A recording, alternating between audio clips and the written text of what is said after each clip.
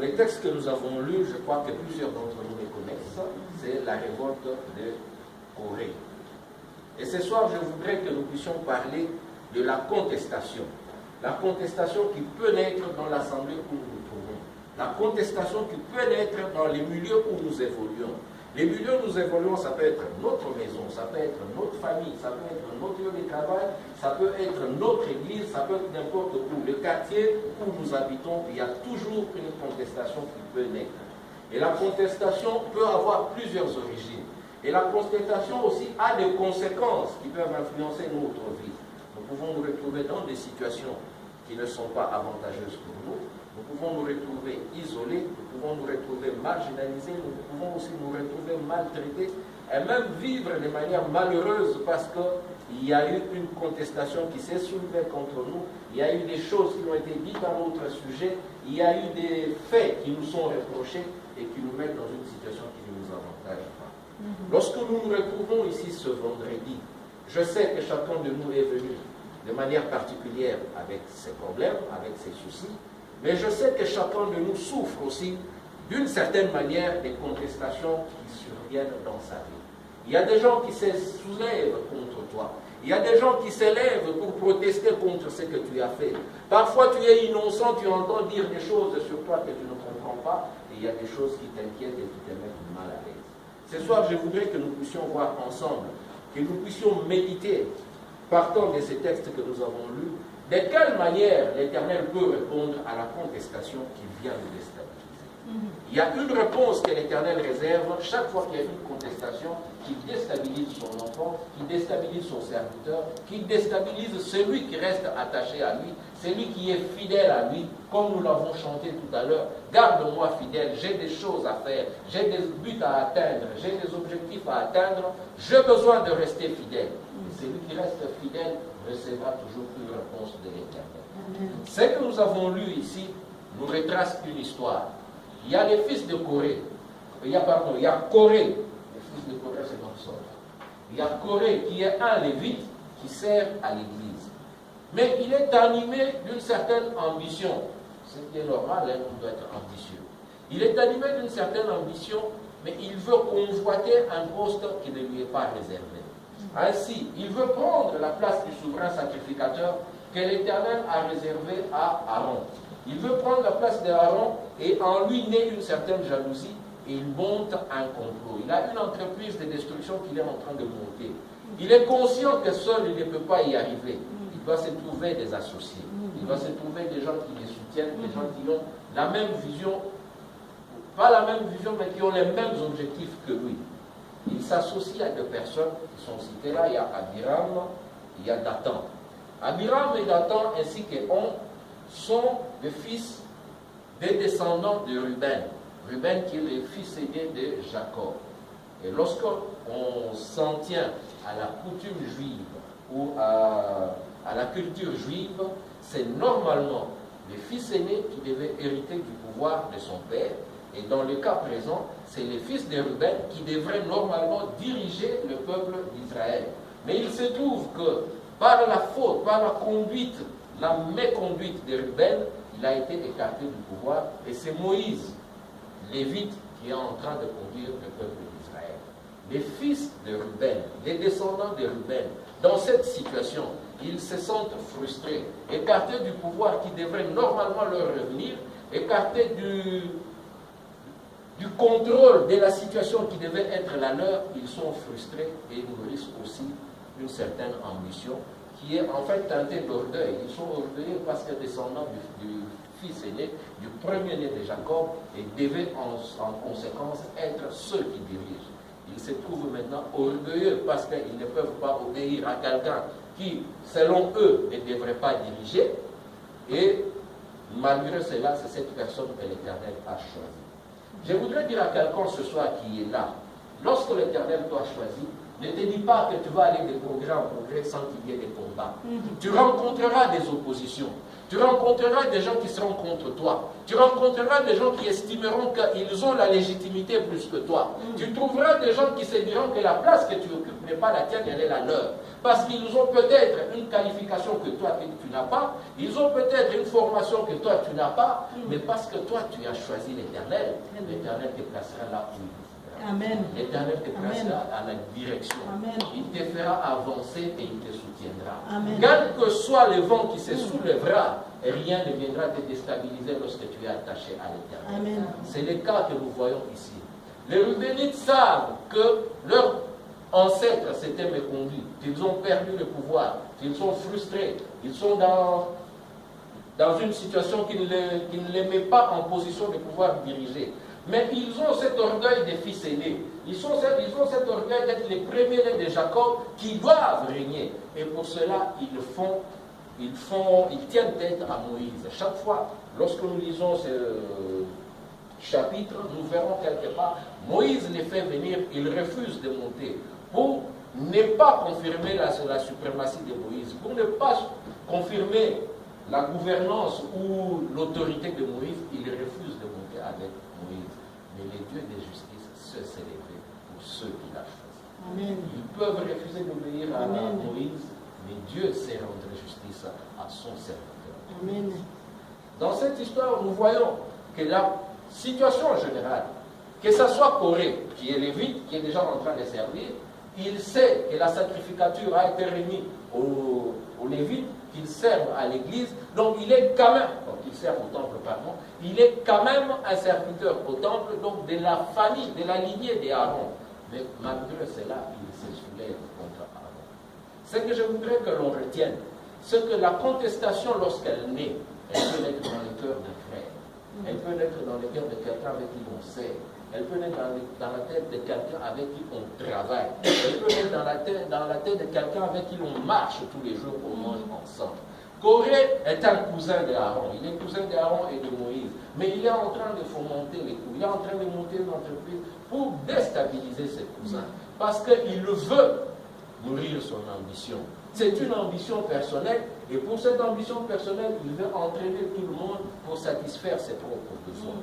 Il vient donc s'associer avec d'autres aigris, donc les Rubénites, qui ont des épreuves relatives à leur position qui n'est pas respectée. Il se retrouve maintenant une équipe qui va maintenant sensibiliser les notables de la cité, des personnes qui sont renommées, comme il est dit ici, des personnes qui sont généralement convoquées aux assemblées, des personnes qui décident et qui influencent la vie de la société. Ils vont essayer d'influencer ces personnes en leur présentant la situation qu'ils vivent. Ils sont dans le désert. Moïse leur avait promis un pays où coule le lait et le miel, mais ils se retrouvent dans les déserts sans rien. C'est-à-dire que la réalité qu'ils sont en train de vivre ne correspond pas aux promesses qu'ils avaient reçues de Moïse.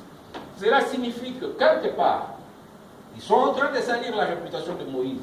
Ils sont en train de détruire l'œuvre que Moïse est en train d'accomplir par la comparaison de ce qu'ils vivent.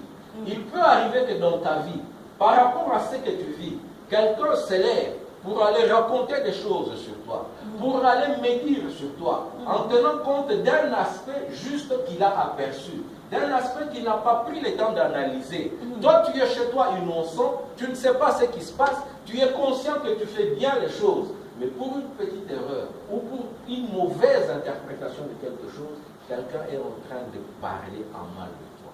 Quelqu'un est en train de salir ta réputation. Quelqu'un est en train de détruire ce que tu es. Quelqu'un est en train de faire naître une contestation contre toi pour essayer de te déstabiliser, pour essayer de t'empêcher de progresser. Parce qu'il veut nourrir ses ambitions, parce qu'il veut que toi tu quittes les lieux que tu as, parce qu'il veut que tu perdes les privilèges que tu as, parce qu'il ne veut pas que tu jouisses de ce que Dieu a mis à ta disposition et que lui-même veut jouir de ces choses. Il va nourrir les ambitions et il va nourrir un commérage pour salir ta réputation.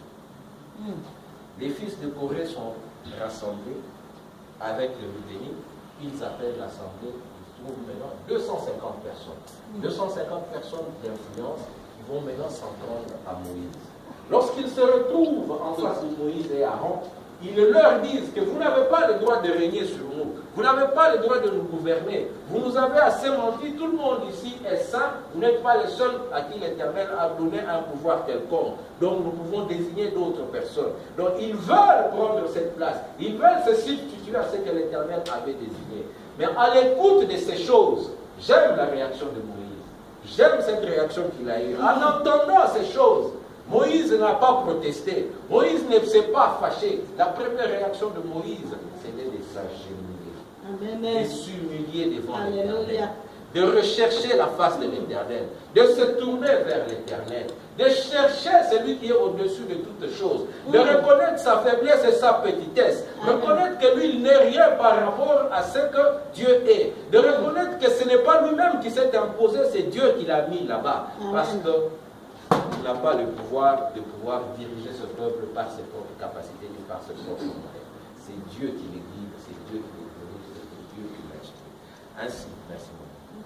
C'est ainsi que Moïse tombe à terre, il tombe face contre terre pour s'humilier, pour reconnaître sa petitesse, pour reconnaître qu'il n'est pas grand, pour reconnaître qu'il n'est pas ce dictateur que l'on voudrait présenter, il n'est pas cette mauvaise personne que l'on pense qu'il est, il n'est pas ce que la réputation qu'on est en train de construire autour de lui. Malgré cela, ces hommes ont continué dans leur acte de rébellion. Ils ont essayé d'usurper le pouvoir. Moïse leur a dit, si vous pensez que vous pouvez prendre ce pouvoir, venez demain, nous allons nous retrouver devant la tente d'assignation. Nous allons nous retrouver dans la présence de Dieu et nous allons voir qui Dieu a choisi. Ils sont partis. Dieu a agi. Dieu a frappé. Dieu a fait descendre le feu. Dieu a ouvert la terre, la bouche de la terre, comme il est dit, qui les a avalés vivants. Mais malgré cela, c'est un succès que Moïse a remporté. C'est quelque chose de particulier qui s'est produit au devant de la population. Mais lorsque nous venons au verset 41, nous voyons qu'il est dit, dès le lendemain, toute l'assemblée des enfants d'Israël s'est mise à murmurer contre Moïse et Aaron. Bien aimé, lorsque tu remportes un succès dans ta vie, ne pars pas dormir. Ce succès entraîne un autre combat. Ce succès génère une autre jalousie. Ce succès génère une autre contestation qui va naître quelque part. Il y a des gens qui sont en train de t'observer. Ils disent pourquoi il a réussi cela? Comment il a réussi cela? Nous ne pouvons pas les laisser aller de l'avant. Moïse vient de démontrer que l'Éternel est avec lui. Moïse et Aaron viennent de démontrer qu'ils ont été choisis. Mais au lendemain de ce succès, au lendemain de ce grand événement, il y a le peuple qui se soulève contre eux. Il y a le peuple qui se dresse pour dire qu'ils ne sont pas les seuls, ils ont tué, ils sont mauvais, ils sont méchants. Le peuple se met à les accuser. C'est-à-dire que la réputation qui leur avait été faite par Corée et ses acolytes est en train de le poursuivre. La réputation qui avait été construite en ce moment-là est en train de le poursuivre pour dire que ce n'est pas des gens qui agissent au nom de l'Éternel, c'est des gens qui viennent pour détruire. Pour preuve, ils viennent de détruire les enfants d'Israël. Ils viennent d'assassiner plus de 1400 personnes comme ça, sans qu'il y ait des raisons évidentes. Ici, nous devons comprendre une chose. Les succès que nous remportons génèrent le combat, je l'ai dit tout à l'heure, mais nous devons aussi demeurer dans la présence de Dieu. Nous devons demeurer attachés à l'Éternel. Le verset 42 nous dit, lorsque l'assemblée a commencé à les accuser, Moïse et Aaron se sont tournés vers la tente d'assignation. La tente d'assignation, c'est le lieu où Israël allait célébrer l'Éternel. La tente d'assignation, c'est le lieu où il y avait le tabernacle de l'Éternel. La tente d'assignation, c'est le lieu où la gloire de Dieu s'est manifestée. Bien aimé, lorsque la contestation devient difficile, tu n'as qu'une seule solution. T'es tourné vers la gloire de l'Éternel. T'es tourné vers la tente d'assignation. T'es tourné vers le lieu où l'Éternel se manifeste. Cherchez la face de Dieu. Cherchez l'Éternel le Tout-Puissant. Cherchez Dieu qui peut répondre à tes problèmes. Moïse et Aaron ont compris cela. Ils se sont tournés vers la tente d'assignation. Mais au moment où ils se tournaient vers la tente d'assignation, la réponse ne s'est pas faite attendre. La gloire de l'Éternel. La gloire de l'Éternel. Et l'Éternel a encore agi. Il a encore frappé. On nous parle d'un fléau. On n'a pas décrit le fléau, mais il y a eu un fléau. Il a fallu qu'Aaron intervienne encore. Aaron et Moïse qui sont accusés, ce sont eux qui intercèdent pour le peuple. Aaron et Moïse qui sont stigmatisés, qui sont mis à l'écart, qui sont marginalisés, qui sont accusés d'être des mauvais. C'est eux qui continuent à intercéder pour le peuple. C'est eux qui continuent à parler pour le peuple. Bien-aimé, même si tes ennemis s'élèvent contre toi, quelle que soit la situation dans laquelle tu te trouves, continue à intercéder pour le peuple. Amen. Parce que l'Éternel est vivant. Alléluia. Il connaît ta position. Il connaît ce que toi tu veux. Il sait ce que toi tu attends, mais il sait aussi ce que les ennemis préparent. Ce qu'il te demande, c'est de prier seulement. Jésus-Christ a dit prier pour vos ennemis. Continuez à prier, même si vous arrivez à les identifier, même si vous arrivez à identifier leur motivation, continuez à intercéder pour eux, parce que l'Éternel a besoin d'eux. Il a besoin qu'ils se convertissent. Il a besoin qu'ils viennent à lui. Il a besoin qu'ils viennent aussi les servir. Amen. Ces gens peuvent être aussi serviteurs comme vous. Ils peuvent être avec vous, au milieu de vous. Ils peuvent agir et travailler avec vous. Vous avez besoin de prier pour eux. Même si cela vous fait mal, sachez que l'Éternel a besoin de vous. Vous devez manifester de l'amour à cette personne. Parce que l'amour est plus grand que tout. Parce que l'amour est plus grand que tout. Parce que l'amour est ce que nous avons besoin. Et notre Seigneur Jésus-Christ est amour. Amen. Si vous voulez prouver au monde que Jésus est en vous, si vous voulez témoigner la présence de Jésus en vous, manifestez-la par l'amour que vous avez envers ceux qui sont en vous. Amen. Manifestez cet amour au travers de l'amour que vous avez pour ceux qui vous persécutent, ceux qui vous cherchent du mal, ceux qui s'en prennent à vous, ceux qui cherchent à vous détruire. Manifestez leur amour en priant. Moïse et Aaron ont compris ces choses. Ils sont attachés à l'Éternel. Ils marchent dans la voie que l'Éternel leur a tracée. Ils peuvent paraître dans la présence de l'Éternel sans qu'il y ait de problème. Nous voyons que tout ce peuple, lorsqu'il paraît dans la présence de l'Éternel, il y a des problèmes. Mais Moïse et Aaron peuvent paraître, ils peuvent parler. Lorsque l'Éternel veut parler, il parle à Moïse et Aaron. Parce que c'est ceux qu'il a jugés dignes de paraître dans sa présence. Pour paraître dans sa présence, la Bible le dit, sans la sanctification, nul ne verra l'Éternel. Pour paraître dans sa présence, nous devons nous sanctifier. Si nous devons parler, si nous devons communier, si nous devons élever nos voix pour prier vers lui, pour nous attendre à des réponses venant de lui, nous devons savoir rester dans la sanctification, demeurer dans la sanctification, de sorte qu'il puisse nous agréer dans sa présence, Amen. De sorte que nous puissions éviter le feu qui est tombé, de sorte que nous puissions éviter de tomber dans le gouffre lorsque la terre ouvre sa gueule pour avaler ceux qui ne sont pas dignes de paraître avec nous. Moïse et Aaron ont compris ces choses et ils ont prié, ils ont intercédé. Ils ont intercédé, l'Éternel est intervenu. Nous voyons que la première fois Dieu est intervenu contre Corée et ses acolytes, le peuple s'est soulevé. Cette fois-ci, l'Éternel est intervenu. Le peuple n'a toujours pas trouvé satisfaction parce que cela n'a pas confirmé quelque chose qu'ils attendaient. Et alors Dieu qui est au contrôle de toutes choses, Dieu qui sait toutes choses, décide d'agir autrement, décide de confirmer le ministère qu'il a donné, décide de confirmer ce qu'il a réservé, ce qu'il a préparé pour ses ennemis. C'est là que je voudrais dire qu'il y a une réponse de Dieu qui confirme et qui fait taire toute la réputation que l'on avait préparée. Les hommes peuvent avoir dit des choses, les hommes peuvent avoir préparé des choses, les hommes peuvent avoir organisé des entreprises de déstabilisation et de destruction contre toi. Ils peuvent s'attaquer à toi à tous les niveaux, que ce soit dans la famille, dans le travail, dans tes relations. Lorsqu'on monte une contestation contre toi, il y a des portes qui vont se fermer. Lorsqu'on monte une contestation contre toi, il y a des amis qui vont t'abandonner. Lorsqu'on monte une contestation contre toi, il y a des membres de famille qui vont douter de toi. Tu vas te retrouver isolé. Mais seul l'Éternel peut te justifier. Et dans le cas présent, il a justifié Aaron. Il a justifié Aaron et Moïse. Au chapitre 17, lorsque nous commençons le chapitre 17, nous pouvons le lire de 1 à 8. Je ne sais pas, ça va me prendre du temps. De 1 à 8, vous pourrez peut-être lire après. Mais vous verrez qu'il y a une autre contestation. Il y a une sorte de concours que Moïse organise. Dit, voilà, vous doutez, vous continuez à douter, vous ne voulez pas croire ce que l'on vous présente, mais nous allons encore nous présenter devant l'Éternel. Mais cette fois-ci, que chaque chef des tribus, Parce qu'il est question que les tribus aussi cherchent à se faire valoir. Les tribus cherchent à faire montrer de quels droits sont les leurs. Et que Moïse et Aaron sont en train d'usurper leurs droits ou de bafouer leurs droits. Ils demandent, maintenant Moïse demande à toute cette population que chacun prenne les bâtons de commandement du chef. Les bâtons, c'est un bois qui est déjà sec comme celui-là. Et les bâtons du commandement du chef, la verge de chaque chef de famille. Donnez-moi ces verges, nous allons les mettre dans la tente d'assignation et nous allons voir celui qui est l'Éternel qu'on va choisir.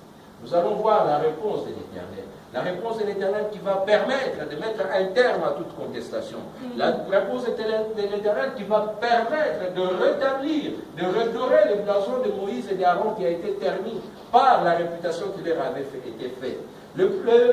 La réponse de l'Éternel qui permet de réhabiliter la personnalité de toutes ces personnes qui ont été salues. L'Éternel peut te réhabiliter. L'Éternel peut te redonner une nouvelle vie. L'Éternel peut te relever. Dans ta situation, il peut te visiter pour t'amener à une nouvelle dimension, pour t'amener à un niveau que le monde ne peut pas comprendre, pour que tu produises des fruits et des résultats que le monde ne peut pas s'expliquer. Mais ils verront que ça, c'est différent parce que ça vient de l'Éternel. Il mettra sa marque particulière pour que l'on sache que celui qui a agi avec toi est celui qui est avec toi. Lorsque le peuple amène des verges, ils les mettent dans leur tente d'assignation. Ils partent dormir. Le lendemain, lorsque Moïse est revenu, je peux le lire, le verset 8, chapitre 17, verset 8.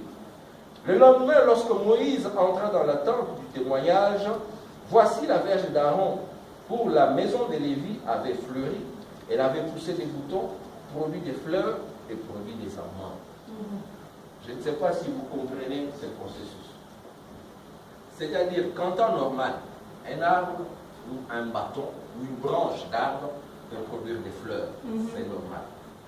Ces fleurs peuvent devenir des boutons qui vont donner des fleurs et de fruits par la suite.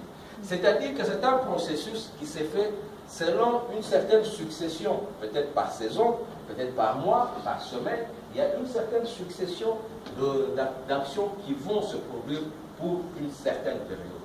Mais dans le cas présent, parce que l'Éternel veut marquer son sceau, il produit toutes ces choses en même temps. C'est-à-dire qu'un bâton sec, un bâton dans lequel il n'y avait plus de vie, un bâton qui ne pouvait plus servir à produire quelque chose, un bâton déclaré stérile, un bâton déclaré improductif, un bâton déclaré inutile. Ces bâtons, comme cette chair, vous revenez dimanche, vous trouvez des fleurs avec des fruits ici. Quelle sera votre réaction? Alléluia. Un bâton déjà utilisé pour autre chose. Dieu l'a ramené à la vie. Amen. Dieu l'a ramené à la productivité. Dieu l'a ramené à un niveau où il va produire encore. Et de quelle manière il produit? Dans la même soirée, il produit et des feuilles, et des boutons, et des fleurs, et des fruits. C'est-à-dire qu'un processus qui pourrait prendre plusieurs mois se produit en un temps record, en une semaine. Lorsque Dieu fait quelque chose dans ta vie, il y mettra un saut d'accélération particulière qui marquera qu'il est recouvert d'une vertu éternelle qui ne peut ternir l'image de l'Éternel qu'il a donnée. Parce que lorsque tu produis maintenant, tu produis aujourd'hui. Lorsque vous regardez les processus de production, aujourd'hui on produit des fleurs, donc comme on a des fleurs aujourd'hui, il faut attendre peut-être 2 semaines pour avoir des fruits. Quand les fruits vont sortir, les fleurs auront disparu. Et quand on va prendre les fruits, il faut attendre que de nouvelles feuilles viennent. Mais avec l'Éternel, ce n'est pas comme ça. Il donne la vie. Et lorsqu'il vivifie, lorsqu'il redore, lorsqu'il réhabilite, lorsqu'il restaure, il fait toutes les choses que le monde pense qu'il peut prendre un temps, il le fait en un temps. Amen. Pendant que l'arbre est encore en train de sortir de boutons, les nouvelles feuilles sont déjà en train de sortir. Pendant que ces nouvelles feuilles ne sont pas encore arrivées à maturité, il y a déjà des fleurs qui ont donné. Pendant que les fleurs sont encore là, il y a déjà des fruits. Pendant que l'on consomme les fruits, au même moment, il y a des boutons de fruits, des fleurs. Et cet arbre, ce bâton qui était sec, cet bâton qui était déjà utilisé à une autre utilité, redevient un bâton qui donne la vie. Ça devient quelque chose, une source de vie. une source de réconfort, une source de réhabilitation. Et ce soir, je suis venu dire à quelqu'un, peut-être que tu avais été abandonné, peut-être que tu te sens isolé, peut-être que tu as été rejeté par ta famille, rejeté par tes amis, un peu innocemment, tu as été accusé, tu as été calomnié, on a dit des choses sur toi, on t'a sali. Mais je voudrais te dire ce soir, l'Éternel est vivant. Amen. Il est prêt à te réhabiliter. Et parce qu'il est vivant, il est aussi celui qui vivifie. Amen. Il veut vivifier ce qui est en toi. Il veut te vivifier. Il veut communiquer une nouvelle vie en toi. Il veut communiquer une nouvelle vie même lorsqu'on t'a condamné. Même lorsqu'on a dit que tu es incapable de produire. Tu es incapable de faire quoi que ce soit. Sache que l'Éternel est vivant. Amen. Et ce soir, il va t'aider. Il va permettre que tu produises. Il va permettre que tu réalises des choses que le monde ne saura pas comprendre, des choses qui seront marquées de son sceau particulier, les sceaux qui feront voir que le monde ne peut pas le retenir, que le monde ne peut pas expliquer. On pouvait dire, s'il n'y avait que des feuilles, on pouvait dire, non, Moïse a changé des bâtons, il est allé prendre un bâton où il y avait des feuilles. S'il n'y avait que des fruits, on allait dire, non, il a cherché un bâton qui a produit des fruits pour essayer de nous rouler. Non, mais l'Éternel a fait quelque chose qui ne peut pas appeler une quelconque contestation. Lorsque la contestation s'élèvera dans ta vie, tourne-toi vers la tente d'assignation. Il y a quelqu'un là-bas. Il est puissant, il est vivant et il est capable de le vérifier. Et ce qu'il fera ne fera pas l'objet de contestation. Amen. Que Dieu bénisse. Amen.